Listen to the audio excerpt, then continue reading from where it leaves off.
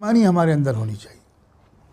और मैं इस मौके पर यह उम्मीद करता हूँ कि लोग ज़रा शऊर से काम लेंगे।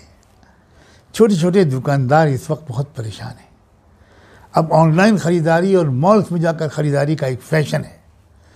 मैं तमाम समझदार मुसलमान ख़ानदानों से ये गुजारिश करता हूँ कि खुदा के लिए छोटे छोटे दुकानदारों से ख़रीदारी को बढ़ा दीजिए। बहुत बुरा हाल होता जा रहा है।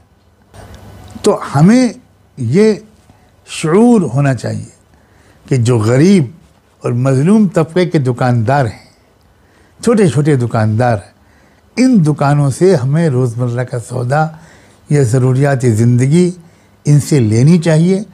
और यकीन मानिए कि अगर आप नियत करेंगे कि ये सड़क के किनारे बैठी हुई जो बेचारी औरत है जो कुछ सब्ज़ियाँ बेच रही है या कोई फलों का ठेला लगाए हुए गरीब आदमी खड़ा है, इससे हमको लेना है। ठीक है, शॉपिंग मॉल में हो सकता है हमको इससे अच्छा माल मिल जाए, मगर हम कुर्बानी देंगे और इसको ज़िंदा रखेंगे।